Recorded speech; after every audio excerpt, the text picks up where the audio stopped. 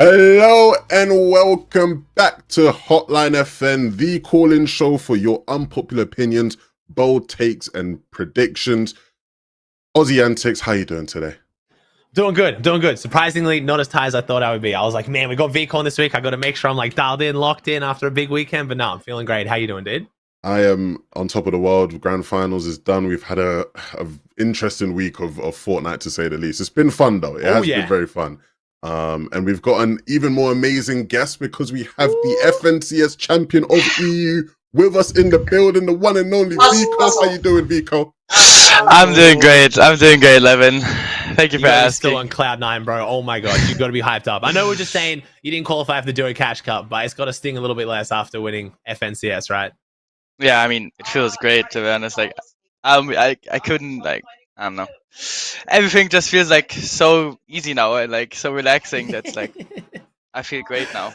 So yeah. Hopefully not too relaxed though, right? Still got to lock in for land now. Yeah. Like, do you like how long do you let yourself relax for before you like fully like, all right, okay, that was it. We celebrated the win. It's land time. I mean, like after this season is done, I'm going on like vacation. And like 4 days after the new season's released, I'll be back home. So that's all my relaxing time I've got. Ooh. I have like 7 days, and then I gotta fully dial in again. So that's a good schedule. I like that. Yeah. I like when I hear the pros actually like taking a bit of breaks here. Like so many pros are like doing the full grind every day. Got to like put the 12 hours in again, and then it makes them burn out. They think they're gonna get washed in 4 days when like the break's usually better. Yeah. I mean, I've always taken breaks every season. I always take a break, and it's so refreshing for myself and also good. So that's good. Well, now you're an FNCS champ, so congratulations for that. You know, been rocking that pickaxe and all that good stuff. Of course, you know, you went into FNCS incredibly hot. Like, you were on like a crazy streak. You know, you obviously, you know, won the 3 back-to-back cash cups and all that.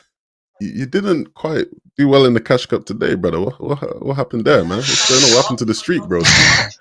Well, so after I woke up, a few hours after, like, I think it was like 4 p.m., I looked on Discord and I saw like Reason DMing me with like 10 messages telling me, please let me play with Flixie today. It's going to be good for viewership. It's going to be good for his content. You know, because like, I mean, I understand because it's actually good for Flixie because, I mean. W teammate, man. Like, he has like 500 views where I'm like 3K. So I just said, yeah, you can have him. I hope I find someone though. If I don't, I told him if I don't find anyone, I don't care. Like, if it's 10 minutes before the cup, I'm taking Flixie back. I mean, I found someone. I would have called as well, but I had to cheat 3 games, so yeah. I'm sad. That's all right. I love that. W duo, man. That's wholesome as. Yeah, you can have him. You can have him. I'll take him back when it matters. You know, we'll look back in next week. That's so good. I mean, I won next week, so. I did want to see the back-to-back though, so I'm a bit disappointed. I wanted to see it as well. Like Flixie said, yeah, we're playing today. We're winning with the East, winning you. And then like a few hours before, I said, oh, I'm sorry, man. Like Reason just asked me, and like I really need the content, and like. I mean, I like the fact you guys are actually thinking and caring about content. Usually that doesn't go into people's minds. Like, yeah, you want FNCS, so eyes are on you and stuff, but normally it's not as like dedicated as like switching teammates for the content for a bit. That's surprising. But who'd you end up playing with? It was like Kidduo, wasn't it? Yeah, it was Kidduo. We got to make sure the VIC0 wasn't left playing with like little Timmy. Like, we're still playing with Kidduo at the end of the day. Like, it wasn't like you were left with no one. You should have hit me up, mate. I was ready. I was ready to be called in. Rocking and rolling, mate. Me and Coach Harry ran it up. Didn't do too great. How'd you guys go? How'd that go? You know, the first game was we were flying, mate. First game. Oh, you know, we were keying everyone. We're thinking, you know, well, it would have been a win, but we came second because we kind of fumbled it. How many kills? I can't even remember the kills, man. But yeah, better kills, man. Come on, man. You man know already. Yo, what do you mean someone in chat? Hit the buzz. I need to find this. How many kills do we have? How many kills did Levin and Harry drop in the game they were flying through? I need to see this. Let me just go on the tracker real quick. We had a couple pros in our games as well, you know. So it was a bit of a, you did. Wait, you didn't even get. Did you get like top 10K maybe? Anyway, let's move on from that now. For the people watching for the first time, if this is your first time listening, if this is your last time listening, welcome. Again, this is Hotline FN. If you want to get involved in the show, essentially you get a chance to call in, give your hot take, unpopular opinion, bold prediction about competitive Fortnite. You jump in the call here with myself, Aussie, and VIC0. We will react to your take, give our thoughts. You can go back and forth, debate with us, right?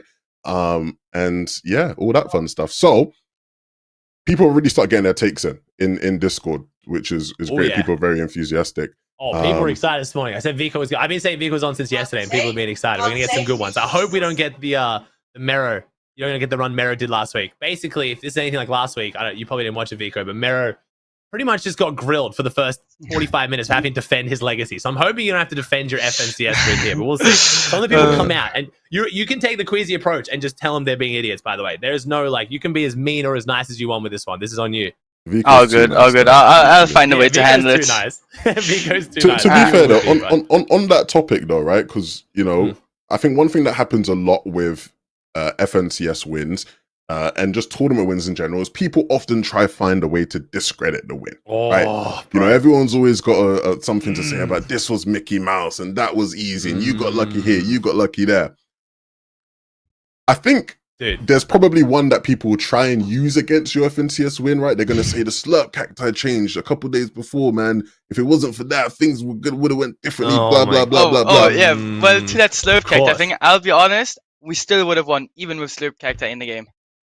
I mean, you guys were winning. That's the thing. We're acting like you didn't come off the back of winning multiple tournaments with the slurp cacti. I was getting... So I had one yesterday, Levin. It's funny you mentioned yesterday again. I had this one. Someone did that in my chat. Was like, VIC0's win. Like, it was... We were watching the video, I think, that, like, Bronos made. And it was, like, on even playing field. He was talking about how you dropped it like a normal drop, not mythic, blah, blah. And then someone in my chat was like, yeah, but they got forecast 12 out of 12. I'm like, you're acting like they didn't kill the team that was on it every time and take the from. They weren't just, like, given it. They literally took it. Like, that's how it works. You can't say that, you know, Peterbot only won because he had the best gear because he got 8 kills. Like, that's how a Battle Royale works. This one was pissing me off because I was like, most elims in an EU FNCS Grand Finals ever from a regular drop, no mythics, and the other tier 1 team on NA that had the same situation as you didn't even get top 10. So this one is like almost one of the main FNCS wins where I think no one can try and pull that card of, oh, you know, they just got lucky.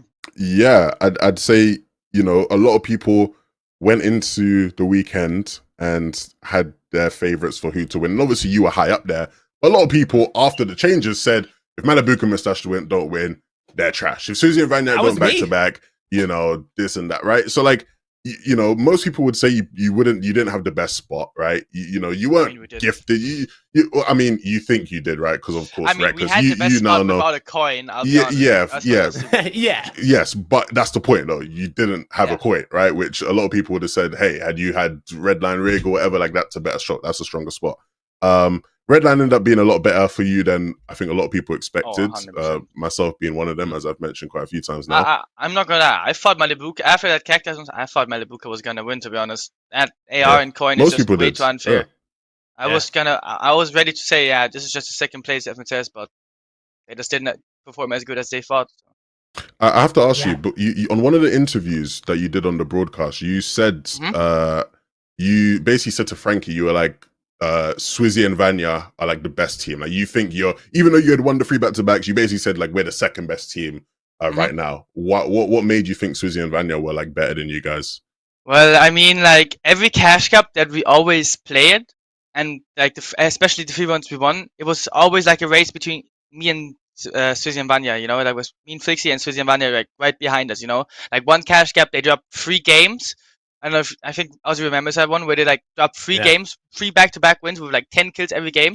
Yeah. And it's like we still won, you know, just because of consistency and like a lot of kills. But like I think like because of their grand twin as well, like they won with like 888 points, so not even like not even like short points, you know, like with actually a good point lead, and like they still like dominated right after, you know, like they found a good spot.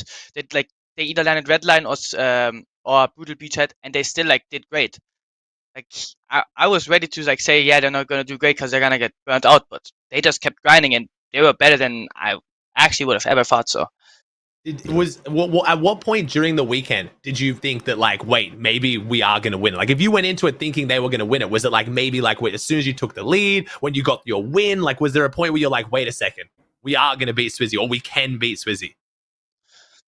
I think it was after day 1 where we were first place with like 350 points, and Swizzy Mania weren't like, I think they were like 3rd or 4th or 5th, and they had like there was like a big point difference between us and like everyone like below top 3, you know. So like going into day 2, we just thought, okay, if we just get into top 10 like we did first day and get like 3 to 4, like 5 kills, there's no way we lose. And that's I guess we did. Like we just tried to get into end game with like a bunch of kills, or like maybe like 3, 4, 5, and then like just play consistent. It feels good when you do have consistency. Going into day 2 with your guys' playstyle is better. If it was like if you guys had like 2 wins, but then like 2 like duds, and then maybe like 1 or 2 okay games, it'd feel worse. But you guys were going in like off the consistency as well. I mean, yeah. Do we want to get our first caller in 11? Get something. I know I'm seeing a lot of hot takes coming through, and I'm excited to talk about some of these. Yeah, I want to remind people as well. A bunch of people giving their takes before we bring people in. Guys, when you're leaving your takes in the Give Your Take channel, like put some like explanation or like say why. Like if you just put, I think Batman Booger's better than VIC0, like say why. Like don't just say that and like you're not gonna get on the show. I'll just be real. Like you gotta put some reason in. Let's be real here. All right, let's get the first caller in. Let's get him in. Let's do it. Legacy. Yeah. What is your name and where are you calling from? I'm Philip or Flois, and I'm from Sweden. What's your take? My take is that VIC0's grand win was more impressive than Peterbot's 1,000 point last season. Okay, why do you think that, my friend? I may preface that it's not the grand is only the grand performance itself, not the entire season. Yeah, not the whole season. Yeah. Okay, just the grand's performance. Okay, I love this. We're coming out the gate not having VIC0 like having to fully defend it. Do you have like? So we talking like points? Like, what's the context for this one? What do you? What are you like basing why this one do you off? think this? Mostly because I think I don't think Peterbots and Poyo could do like the same thing from Reckless Railways, especially because I don't know. I'm like one of those until you're like proven that you can do it without the best thing. Like I don't know. I can't really. Okay. Yeah, I don't know. Okay. I mean, I don't mind. Okay, so we're kind of this is going to be our mythic versus non-mythic drop spot debate thing as well. I mean, and like also think VIC0 and I also think VIC0 and Flix's playstyle also fits the Grim coin. So, and they also made every single end game in Grunts. So, Okay. EU. I'm seeing some EU bias in the chat. All right, VIC0, what do you think? I want to hear your take on it first. Do you think your win this grand finals was more impressive than Peter Poyo's win last grands? Tough one. To be honest, I don't think so. Cause like before, like the cash cups from Peter Poyo and Poyo, they were just mad impressive. Like we can't even lie. They won a cash cup where they were contested by the best team of an Acorn and Cold. They won a cash cup with 5 out of 6 wins, where they were completely sick. They had the flu, and then they won a cash cup with 6 out of 6 wins, breaking a world record and setting. I think he was saying specifically just this grand. Yeah, I think just this grand. So just like just some grand. Just the grand. I think. To be honest, this is a tough one. I'm not gonna lie. Like this is actually tough because like we did it from like to try to be humble here. We're putting you on the spot. This is a tough one. Well, I'd say like last season's FNCS and this FNCS, I think Peter and Poyo's was still more impressive because of like they broke the 1,000 point thing, you know. That just made it like so much more insane for them. So I'd say that was way more impressive than ours. So where I'd come with this, Flus, I don't agree that it outshone Peterbot and Poyo's 1,000 point performance. Not at all. Like their performance was so dominating, so talked about, so like, oh my god, are they gonna come into Grands and win everything like they've done all season? Surely not. And then they go into Grands and are just dominating like they've done all season. Like in that sense, it was like you almost can't outshine that performance. Like there's not many performances we've seen ever that could outshine that.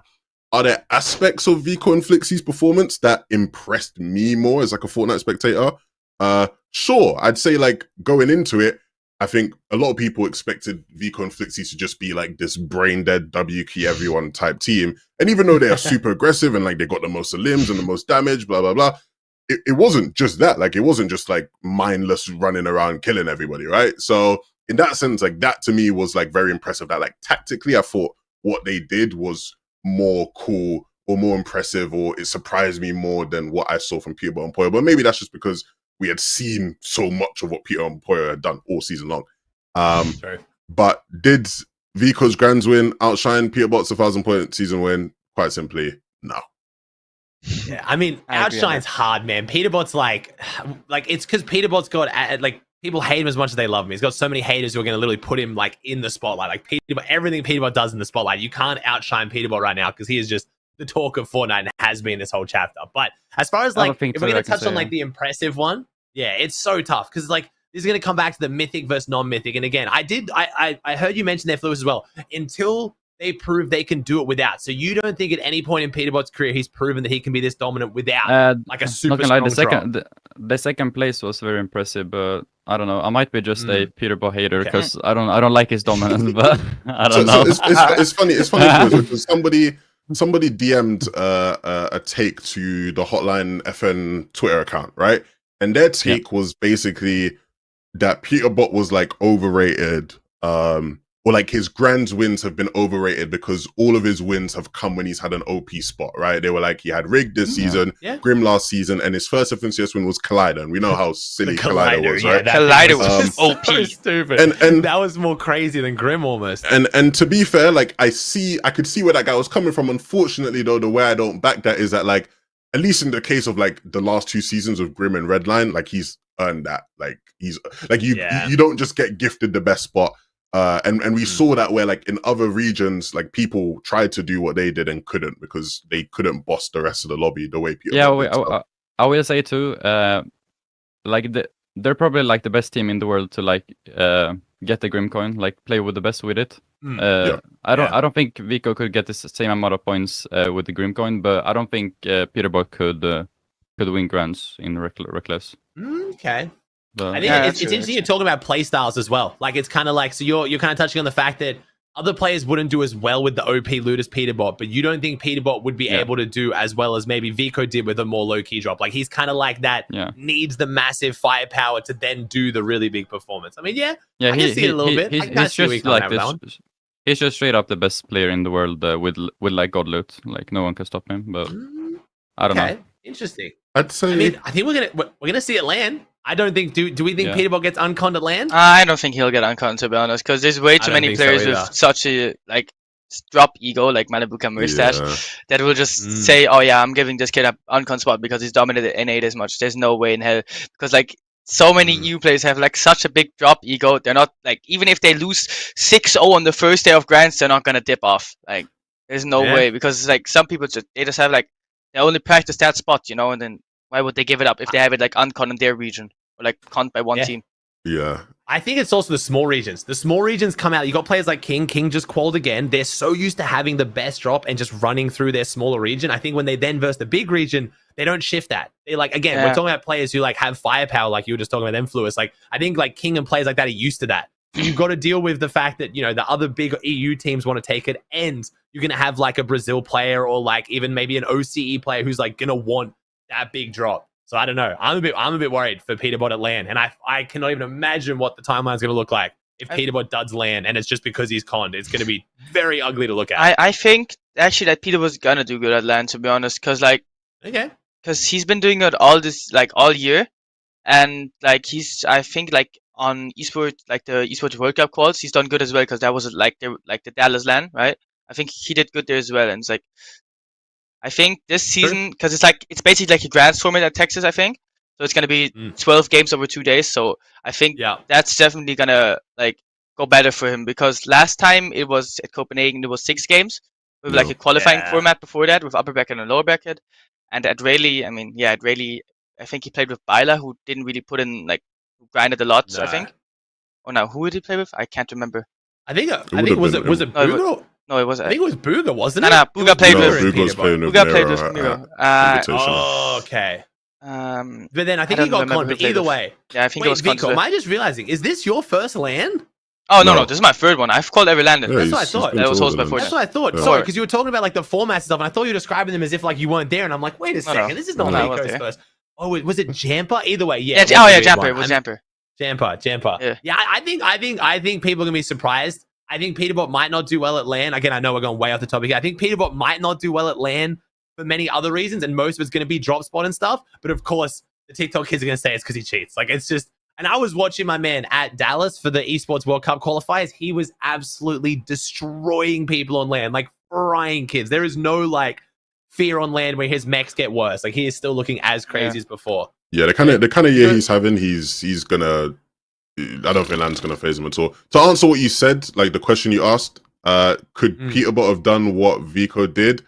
I think in many ways, like the play style they had, like VIC0 and Flix, I actually thought you guys were a lot more patient than I was expecting. I don't know if Peterbot has that type of patience in their play style, but do I think they could have done it? I think yes. I actually don't know, VIC0. How much of like the way you guys played was more on Raz in terms of like the way you were getting Surge early? Because in theory, if Raz was influential in that sense, and I'd say, okay, then Raz probably could have cooked up the same for them, and then you would probably say that they could do that. I think sure. Raz definitely helped us with that, but I think it was mostly like us coming up with that stuff, like me and Flixie, like because we did it before in like Cash Cups. Like we tried it out in like opens and stuff of Cash Cups, like testing around on timings as well and like while reviewing them. Yeah. But it was also Raz's help. But I don't think, like, that's just my personal opinion on that. I don't think Peter would have done the same. Yeah, I don't either. On our spot, then we would have done on his. You know, I think from his spot for Medline, I think we could have won as well. But I don't think Peter could have won from Reckless because it's like I don't think it's like a drop that was like made for him. You know, because it's like you have to be really fast and everything on it, and like you just can't sit in the POI and trade with other kids. Yeah. You actually have to like key like outside of your POI and key like other teams for it, like for search, like soft fight them and stuff. Yeah. Yeah.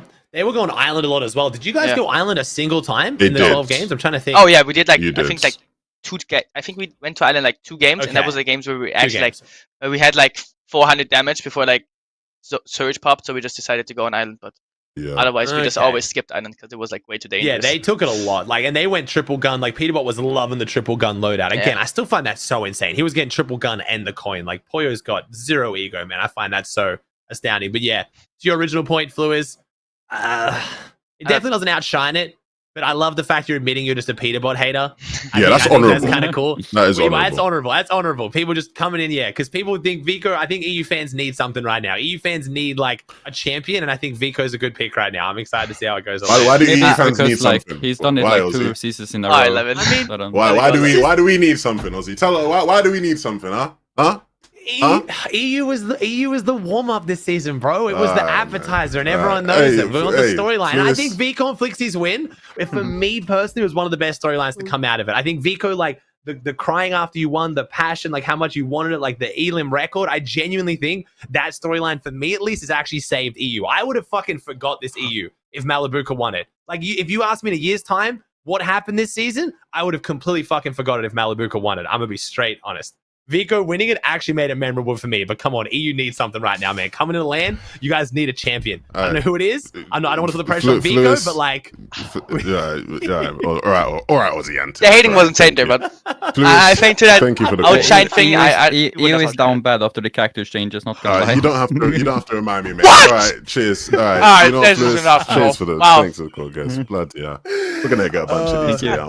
It's gonna be an EU slander pod, VIC0. I'm here. We gotta back each other. Here this is not, I'm outnumbered though. See, it'll be me and the guest versus you two though. So we're only even numbers this week. If this was like any other week, it would have been disastrous for you guys. Don't forget that any central had to be made to have the same price pool as you. Don't forget that, okay? And it still probably shouldn't be that high. Let's be honest. Like, I think if you look at the player count, it's actually still insane how much bigger EU is still. Man. But don't forget, the average player of EU is better than the average player of NA. Okay. And before we divulge into complete that'll come up later, I'm sure. Someone come make that point so we can discuss it later. Merits, I definitely want to hear VICO's thoughts on that. Don't bring those people in. Thank you, Merits. No, please. Fluis, thank you very much for the call, mate. Appreciate you. Thank you, Fluis. Appreciate it. That's a good one, bro. That was a nice first take of the day. It's got me warmed up. I'm feeling passionate now. The blood's pumping. Quartz, we got the next caller in. Can we get the next one in? Shout out to VICO's mum as well, by the way. She's in the background chilling. Oh yeah, my mum just spawned in the background. What was your mum watching during Grants? Yeah, I know your mum. Oh, she was like watching like a Chinese show because she's like really interested in like Chinese and like she's like really interested in like Chinese and like Mandarin and all that. Like she's actually learning the language. Like, sometimes like some days she just wakes me up and she like starts talking Mandarin with me. I'm like, what the fuck are you saying? Like, I don't get it. Does that not like disrupt you at all? Like, do you just stay fully dialed in with that, man? Like, I genuinely don't get it. Anything. I could not perform. I don't hear anything from my headphones. To be fair, she's putting up with you like absolutely screaming while she's trying to watch TV too. But like, I just couldn't focus with that, man. Like having someone just behind me just bugs me when I'm doing anything, let alone like trying to compete in an FNCS Grand Finals. But no, I'm used to it. I'm used to it. All right. All right, we'll get the next caller in. W. Let's get the next caller in. What is your name? Where are you calling from? Hello, my name is Frosterbite and I'm from the UK. Hey, welcome, Frostbite. Welcome. What is your take, mate? My take is that players like Cami and Seti, or the traditional smart player, will never make another LAN. Oh, okay, coming in hot here, mate. All right, talk to me. What's got you thinking, this brother? I need to hear the reason. I've seen the leaderboards. I've seen Peterbot, Poyo, obviously VIC0, Flixie, even Reason and Video. They're not traditionally like your IGLs. They're not your Queasies. And then you've got players that are like just fraggers, traditional fraggers that are turned into smart players by the coaches. So obviously Vaz has had a major influence this season on both FNCSs, EU and NA. And I just feel like Cami and Seti, you know, if Epic are going to stick with these really high surge thresholds, they need to step up their fighting if they want to stay competing. Oh, I like this. Is a good take. This is a good conversation topic we haven't actually had. I'm seeing people in chat flame. I'm liking this take. I'm starting to see. Levin, our region's getting this. No, it's not even your region. Okay, so let me make sure. No, I'm EU. I'm EU. It doesn't become an EU. So it doesn't become an EU diss. Do you mean the same for NA, right? We had smart players who just didn't do well on NA as well. Okay, so it's not just a full EU diss, though. Yeah, VIC0. It's just more. I think Cami and Seti are a good example. A lot of people are looking at. Yeah. I mean, I'm going to defend him from chat. I like this take. I want to discuss it, but I want to hear VIC0's thoughts first before I go into my take. I think that we'll still have smart players like Cami and Seti on lands because it's like they're so smart that they can just make a bad split a really good one, you know? Because having smart players like Cami and Seti, they might not be good at fighting, right? But they're still good at what they do, right? They're calm, they're always organized, they have perfect communication, they know what they're gonna do in end games and all that. They don't need to prepare anything, right? They just look at a spot, they take that spot, they prepare on the spot, and that's it for the whole season. Then they just play from the spot, practice it a bit off spawn. To be honest, even this season, if they weren't conned by Akira, they would have still done good. Because I think it's not only about fighting in everything, in every meta, because there's metas. We've had metas, to be honest, where it's you can't fight or finish a fight fast, and that's what played into our hands this season as well. We were able to have a soft fight and get away with it, we're still having cap and all that, right? So I think on that take, I think it's a good take, but I don't think that we'll always have smart players like Cami and Seti. Maybe we won't have them once they say, yeah, I'm done, I've made enough money from the game and I don't want to play anymore. But until then, I think we'll still have some of them here. Levin? Because I had an hour-long discussion on my chat on this take yesterday, so I want to give mine last. I think what's happening now is we've seen a new trend of this being successful with obviously Peterbot and Poyo, VIC0 and Flixie. Chapintini were really great last season on E, right? I think we're seeing a trend of this being a formula that in the past didn't work well, but is working now. I don't think that means now we need to overcorrect and now this is the only formula and the only path for success. I think there's many reasons for why players like Cami and Seti might not be as successful, in the future. And in Cami and Seti's specific case, there's a bunch of things we could go into as to why. But in terms of this notion that the IGL, the traditionally smart IGLs, but less in fragging ability, will not be able to make future lands, I don't think that is the case. I think you have to look a lot of the time at whenever we have big meta shifts. So those types of players are always going to qual, or more likely I'd say would qual early in the year, because whenever we get a big chapter shift and big meta changes, those are the players that lock in and figure out the meta better than others. And a lot of the time, right, they don't need there's metas that don't need you to be a crazy fighter. Don't get me wrong. As much as I don't want to over exaggerate here, but a lot of these guys as well get underrated as for their fragging ability and fighting ability. Cami is not just a bot in endgame, And I'm not saying you're saying he is, but it's a lot of these guys can hold their own. Queasy in a fight on height is still gonna pump someone in the head and take that shit off them and go on and win the game. These guys are not to even be at their level, they have to be crazy at the game mechanically anyway. And yeah, what I think what happens is as the meta stays the same / similar, and people can learn things more, and fundamentals get ingrained and whatnot, like then you get the more fraggy IGLs can be more successful because they know more while still being fraggy. But like those guys are still gonna always be successful to some degree. Not all of them. Some of them will naturally phase out because they won't be able to get as good teammates, and you know things will happen and blah blah blah. But like for the most part, we're still always gonna see those types of players make LAN, I think. Yeah. I have a couple of takes on this one. Firstly, I think the fact you touched on coaches, I think is very important. I think bringing coaches in who can then fill a lot of the gaps and really like kind of, because it's not even just what pros are good at. I think it's also what they enjoy, right? It's like some pros really do enjoy hitting the VOD reviews and figuring out strategies and really like, you know, learning the game on that level. You know, I think of players again, maybe like a few of the older players like Cease and stuff like that. And Cammy and Seti have always been known to do that. But I think coaches taking that aspect, so the players who want to just focus in on hitting their shots, killing people, and playing the aspect of the game like that can do that. But I think there's two things I want to talk about. It's off spawn is one of the big ones. I think whether it's because the overall fighting skill ceiling for me is stagnating a little bit right now, especially like at the very top. But I think game sense and understanding is still going up. That you have the tier 1 pros and the really good players like Cammy and Seti, you know, their fighting ability compared to the 50th player in the lobby on spawn is a lot closer than what I think it's ever been.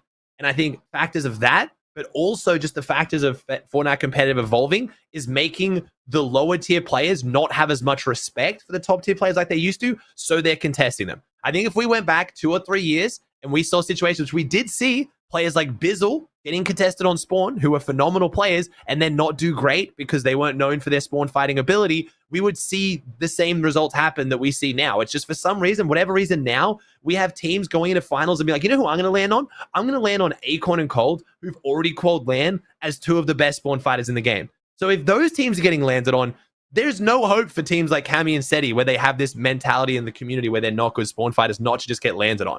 And I think that's massively hurting them. Where I think if we have a meta that, again, rewards off-spawn fighting and lets you do well contested, we'll see these players thrive just as well. I also think Cammy and Seti, very much into day 2, switched from, okay, we can't do well anymore, fuck these guys. And then just made it their mission to grief them. If they'd stayed locked in on doing well the whole tournament like they had to qual, they would have cooked up different strategies to maybe split the drop and disengage and rotate where they were locked in of like, we are going to fight this. So I like your take. I really do. I think it's super meta dependent, but I do think there was a lot of truth to what you're saying of the really mechanical players picking up coaches and excelling right now is definitely a trend that if we keep getting metas like this, will continue. Yeah, I do agree with that take a lot. The problem is all with what you're saying, Ozzy, though, is that it's like, even when you look at it that way, this is why I said we need to be careful about using Cammy and Seti as an example, because Cammy and Seti's situation is very specific to Cammy and Seti.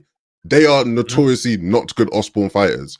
Yeah. There's not like those two being a good off-spawn fighter and not being like a crazy fragger mechanically is not, they're not like, these things are not mutually exclusive. Like they can both exist at the same time. Yeah, an example of someone that people will put in this category is Queasy. We just saw Queasy be triple con last season in a season where you didn't want to be contested and still did incredibly well. It's like, Cammy and Seti are Cammy and Seti and they have their problems. But like this idea that you have to now be, as an IGL, you have to now be this crazy wonder kid fragger. And if not, you're just cooked and you're never making it to lands in the future and whatnot it may be. That's just, it's not the case. And it applies for EU players that are like that. It applies for NA players like that. There is still always going to be a place for these players because a lot of these young crazy fraggers want to play with these guys and learn. That alone is going to give those kind of players value. So that's just how I feel about it. I wanted to say though. Yeah, go on. You go. I feel like compared to like Invitational, the game's much more meta. Sorry, not meta. Off-spawn dependent now. So think of like Peterbot's Medallion, and this season obviously he won from VIC. But in Invitational, you can land in anywhere. And I feel like Epic don't actually want a player like Cammy and Seti to succeed. I'm not saying obviously they're targeting, but it's like Epic are kind of trying to change the way that Fortnite's played. And I feel like it's not designed for him to win anymore. Obviously, we are getting drops with way more advantages. I agree with that. I agree actually on that one. Yeah, that's actually true. Yeah. That's a good take. Yeah, I agree with that one. That's actually true. Because I mean, so VIC0, obviously, so you've gone from playing with. Yeah, I mean, it depends. Not performing well, I think is fair. It's still, I mean, I like it. You went bold. You went bold with the prediction. VIC0, so you're now playing, obviously, with Flixie compared to playing with someone like Pink. And I know in one of the interviews, I specifically mentioned that, like, you have way more confidence going into a fight, knowing that Flixie can, like, put someone down. Again, this is not to flame Pink. There's a lot of people would say that Flixie is better in a mid-game fight than Pink. So how has it shifted for you, this FNCS, playing with someone like that then? Like, if you were to play, like, if you had Pink at your drop spot, this situation, everything like you did last season with Flixie, do you think it would have impacted that much? Yeah. Do you think having the extra fighting ability, you think it would have? Yes, because in some situations there was just a point where Flixie got damage that I couldn't have gotten, and like did the damage that we needed to like either finish a fight or take a fight, and like have the advantage in the fight, you know? Because there was fights where we were fully in a disadvantage, and then Flixie just did like some hyper edit with like his edit and release and like fragging skills from 2022. And like, I mean, it worked out, you know, like he got us the advantage and then we just won the fight, you know. I don't think, I mean, of course, Pink might have like gotten something like that, but I don't think it would have been a guaranteed thing like I had with Flixie. Yeah, okay. Well, I mean, that already kind of plays into it a little bit as well. I think I think it's so much of it, Frostbite, depends on the meta. I think we're also just locked into metas right now with Surge Towers and all that, but like, you guys did take a lot of fights. I like that you mentioned earlier, VIC0, about taking fights, not investing too much into it, getting damage and then disengaging. I think you kept using the word soft fight was the word you kind of using it for. Soft fight. It's that's super interesting kind of like concept where I think I wonder where if like having two players of your, again, mechanical skill to be able to get damage quickly and get out is a lot better than being kind of bogged down into it. But I do think Frostbite, this goes down the rabbit hole where if you've watched my streams, you know where I get so frustrated when people go down the IGL role and Fragger and how are they going to do well because they're both fraggers, and we keep, I think, like, it's Fortnite's progressing so far past I think, to be honest, as you said, Ozzy, it's just completely based on metas. If we have a meta where there's like every POI is fairly, where like an invitation where Cami Seti won, then we're gonna see Cami Seti do great again in cash cups, right? Do great again in grands and like maybe even win the LAN. You know, but if we have metas like this where there's like OP POIs or like some POIs being better than that POI, and then like having coin POIs and mythic guns, then I don't think we'll see players like Cami and Seti completely like do great like they used to, but they will still do good.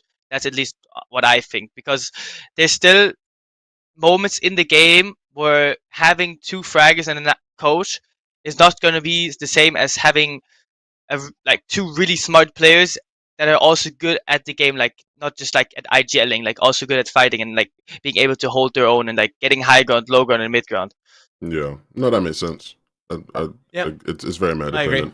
But no, that was an interesting take, Frostbite. Yeah, that's actually I like that. Frostbite. It's a very relevant one with like things that are happening with the game, and you know, I feel like we're gonna have a lot more of these combos as, you know, FNCS is done and we only sort of have globals left, because there's just like a lot of downtime of like not much, and you know, you're almost getting your own ahead of what the future possibilities are. I think it's going to happen around LAN. I think coming into this LAN, because we're going to start to see when it comes down to claiming drop spots, that's where it's going to be like really hard. Because again, like so much of it's reputation. You know what I mean? Like people like, are you going to land on, you know, VIC0 and Flixie, or are you going to land on Cami and Seti? And like, I just know what players around the world are going to think around that storyline. And I think reputation matters so much at LAN because they haven't actually versed each other. They haven't gone into the fights. I don't know. I think that's going to be a huge issue for teams like Cami and Seti going to LAN. Whether they would do well or they won't do well, more of them are going to be contested, which we just know unless we get a really good Chapter 5 Season 1-esque meta, if they're con, they're going to do worse. So ultimately it will come true. Whether it should have come true or not, I just feel like it's going to at LAN. I'm very worried for teams like Cami and Seti at LAN, especially after this most recent spawn fight situation in their grands. Yeah. Well, I think it'll all. what are you gonna say, Cami? I think it'll all come down to next season, where we're gonna see like where we're gonna see maybe if like, what are you doing, dog? Okay. Sorry, my dog's just interrupting you. No problem at all. I've been so distracted by your yeah, dog. me as like, well. My dog every time we went full cam, your dog is so damn cute. Like every time I'm full cam, I'm seeing, I'm like, is that a dog? And then you were talking one half of your topic. I'm so sorry. I listened to like 5 seconds. I was just staring at your fucking dog. Oh, good. I'm doing the same right now. I'm doing the same. So like, I think if Cami and Seti are con next season, and they actually, like, because of course next season is going to be important for LAN, I think that we'll see Cami and Seti completely put in hours and work into winning that spawn fight and getting their reputation up again. So they're going to be on con or conned only by like one team in LAN. That's a good take. That is a good take. Because I mean, a lot of these guys I think could transition their skills. Yeah, go for a Frostbite, please. Do you think that reputation is made in Cash Cup finals, or do you think that, you know, if you're like an NA player, do you only look at Clans placements? Nah, How come and much say more con no would you matter get? what in globals. No matter what they do next season, they're gonna be conned in globals.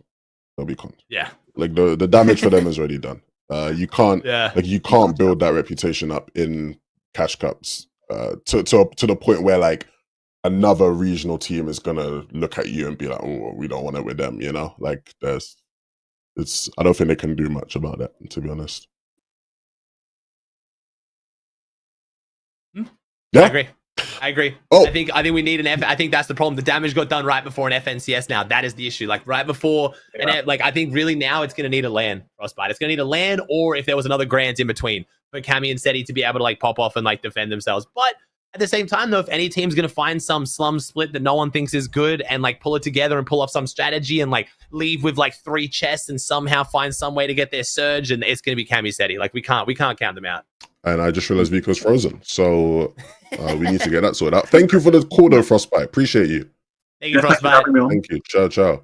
I'm not sure what happened. Are we just gonna go back to me and Ozzy here? Is VIC0 here? Did he DC? Is he here this week? I think his PC crashed. He's fully crashed. Okay, it's fine. We smack talked Cammy and Seti too hard. We lost him for a bit. It's all good. While we get VIC0 back, want to say a big thank you to everyone hanging out watching the show live, of course.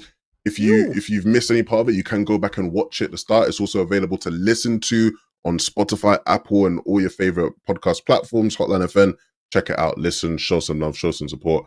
We've been on a really nice run now. Episode 9, we're at double digits next week. Next week we might also have a very special episode. I was about to say, do we tease? Yeah, we're trying. No promises to anyone watching, but hopefully next one will be the first in-person podcast. First of what will be very few. The stars are aligning here. Me and Levin are both going to be in the same part of the world at the same time for the Esports World Cup. So we're going to try and get a guest from the Esports World Cup and do an in-person one. So you're going to hear us being like, oh, no, you go, oh, no, and then cutting each other off constantly. We get to actually do an in-person, no delay podcast. It'll be sick. Yeah, no promises. We're really trying to cook something up though. That'll be next week because we're there from the 8th till like the 11th. So it'll be around that time. Yeah. We'll see. Fingers crossed we can make something happen. So I think VIC0's in, but we might need some time to get him set up. We can hear you. He's back. Was it the dog? Be honest. I'm not sure if they can hear you.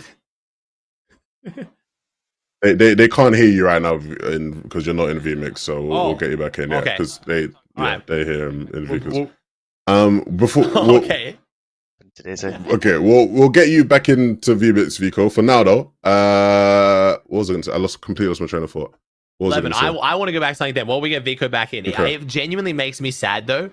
Again, I'm talking about like EU needing a champion and stuff, even though again we've got Chaptini going in, Swizzy Vanya, stuff like that. But hearing the like damage is done for Cammy Seti, they're gonna have to spend this land like getting back their red, bro. It makes me sad, man. I'm not gonna lie. Even with my like bit of NA bias in there, it makes me sad to hear, dude. I mean, yeah, but it's like it was one of those things that like, you know, when you've been following EU for a while, you know it's been coming. You know, they've had some like shaky off-spawn moments. It was always going to be like, when does someone finally like actually con them? And unfortunately, yeah, like it happened at the worst possible time, right? Like right before globals it's tough. But if anybody, you know, can cook something up and make the best out of it, you'd think it'd be Cammy and Say. So hope so. Let's see what happens there. All right. VIC0's back in. Good to have you back. I'm back. My dog's on my foot now, so. Okay, good. That's fine. No problem. Do we have the next caller? Let's get him in. Ooh. Let's get him in. Okie dokie. What is your name? Where are you calling from? Hi, my name is Ben Beans. I'm from the... Oh my Jesus Christ. I thought I just got attacked by an earape. To all Ben came in hot.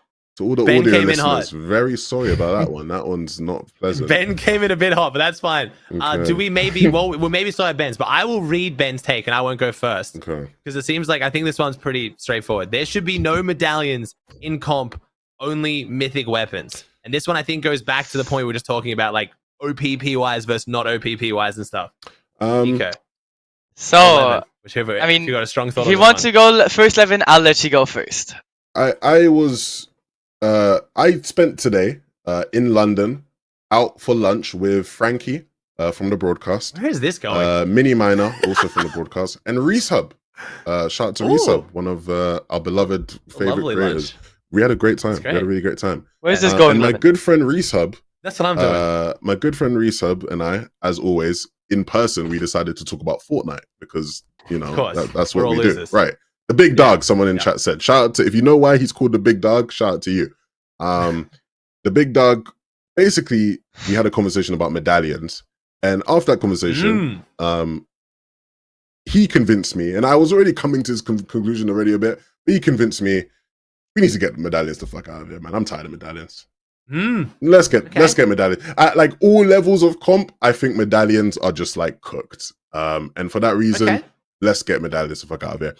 I know we've had a bunch of conversations about like at the highest level with pros and like, you know, in a grand finals lobby, the problems you get with like having medallions in the game, right? But even when you actually look lower than that, and that's the one we were focused on in our conversation today, like medallions at like a lower level, it kind of like, I don't want to say ruins the game because that's extreme. That's a bit hyperbole. But like, we've all played tournaments where it's like, if the guy who is the booger of the lobby with all 3 medallions, like the game is kind of just like you just play to be on the other side of the map from that guy, right? Yeah. And like the lobby true. now just becomes and people might be like, well, skill issue 11 for what I'm about to say, but it's like the game gets too easy for that player as well in most cases. Like it's just way too easy for that player to just roll through the lobby with the medallions that we've had of late. And the reality is, in most cases, that player without the medallion could probably still roll through the lobby, which is why it's like, why do we need to just give them something that just makes it easier for them? I don't feel like we need to do that. And like, there's weird examples as well, like very niche examples where like you can actually kind of like cheese with it as well, where it's like, and I know I've done this, when I'm in a solo cash cup and there's a guy with all medallions, like he is just clearing out, he's making dead side for me. Because I am just going wherever he is clearing out the lobby. And like now I just get to farm placement because someone else in my game had some advantage that meant he could just fuck everyone up. Like, let's get medallions the fuck out of it, man. And then it creates the story of like last season when Peterbot went out. It's like, did he deserve it? Could have he done it without it? And then I don't know. I'm starting to get over it. VIC0, you go. Well, I agree with Levin's point 100% because medallions are just the most dumb shit that has ever been added into the game. It's like you either have okay, so tell me, Levin, okay, you're going into a solo cash cup like you said, right? Yes. You have the best loadout you could ever think of. You have a gold gatekeeper shotgun with an extended mag. He's 11, right? but 11, imagine. Yeah, just imagine, okay? Just imagine, yeah? You have a gold SMG with the perfect attachments. You have slurp juices, you have shield flash floppers, you have everything you could ever wish for in a game. And then there just comes that one guy who just decided to land at Redline Rig with the mythic medallion that heals you the whole time, with the wonderful nitro coin that gives you infinite nitro, so infinite run, you can't even run away from him. And he has the mythic AR, and maybe even the mythic combat. Right? And then maybe he has slurps as well. He has floppers. What are you going to do against it? That guy is just going to get all your heals gone. You're going to have nothing. You're going to run out of mats. You're going to be like, fuck this game. Right? Especially considering the fact that that guy has that because he was already better than you. Like, he's already better than you. That's why he has it, you know? So, it's like... basically, it's just like you're giving a better player more advantages if they decide to land at a jump spot or if they get the coin. I think it just takes the fun out of the game for a lot of players and the player himself, because he doesn't have to think about a lot of stuff anymore. He doesn't have to worry about certain things anymore. And I think it's just like, at that point, it's just taking the fun out of first games of doing cash caps or solo cash cap, because there's no way, like, you don't have to like say, oh, where's the guy maybe that's dropping a 30 bomb right now? Where is he? I don't see him on the map, right? Now you just look at the map, first game, oh, there he is. He has he has all medallions. He's just running towards me. Okay, I'm gonna go be in that bush. Maybe he doesn't find me, right? That's just what you're gonna do. So I just think it's taking the fun of the game. We can leave mythic ARs because you're not gonna get seen on the map, right? But with coins, you will always get seen on the map. Especially like this the first season of the chapter, right? There was 5 coins in this game. If you had 5 coins, your circle was like how small? Like this, like small. It was just a mark. It was just a mark. Just like you were right? on, and it was you like were a UAV. You were on the map. And I mean, that player, he didn't have to carry any shield that whole game. He can just carry 9 medkits and he's gonna win the game, right? Yeah. And there's like nothing you can do about it. So I think it's just who are they boring. for? What are the medallions for? Because like casuals, it doesn't really affect casual because they don't. You know, they don't we really remove care. Siphon. We imagine we remove Siphon, so there's not just running through the lobby. Now you're literally making one player Thanos at a high competitive level. I guess at a very very high level, it creates some fun storylines. Like I'm sure like maybe Epic and a lot of the people like Peterbot getting Grim. Who gets Grim? Yeah, I think in that certain point, it's true. Yeah. I mean, but even then, it's kind of fun for that. But because like even then, it still gets boring too. Yeah, even then, like, that storyline going into this Grands, when the Slurp Cacti change happened, what happened on EU and NA to everyone's predictions list? Peterbot's gonna win. Malibu's gonna win. Right? Redline's gonna Everyone just said Redline's gonna win. Why? It shouldn't be that simple. It really shouldn't be that simple. Obviously, it didn't play out that way. It almost was. It almost did. It was still first and 4, right? And Malibu and Mustache were conned and didn't play their best. Everyone is still saying they should have won. So it was 100% like, So like, even then, it's like, yeah, man, I'm done with the medallion gimmick. And just, again, to caveat this, I don't want people to think I'm saying there should never be, like, advantage to be had. I don't mind. I agree with, like, Ben, what you're saying of, like, you know, no medallions, but keep mythic. I'm fine with, like, mythic weapons and things like that to a degree. But, like, the medallions, nah, man, let's get them. I think too hard to balance. Like, if we put in fair medallions, right, like, let's say it's like you get, like, let's say the red line coin wouldn't have been 75 HP every time you drop it, right? Let's say you drop it and like you don't get HP, right? You don't like let's just say you drop the coin, you don't get 75 HP, you just get like 25, right? And you'd actually have to have the coin in your inventory the whole time to get like 50 shield or something, right? Then I think it would have been way more fair and people would have actually had to think about who's gonna win, right? But like with the medallion just being undeniably completely broken and having such a huge impact on like Cash Cup Opens and Cash Cup Finals, even Grands, I just think it's boring because you don't have to think about who's going to do good on any region because let's say you put the best team on that spot, on the OP spot, that team's guaranteed win. There's no way around it. We saw it on Peterbot Poyo. Like they dominated Grands once again.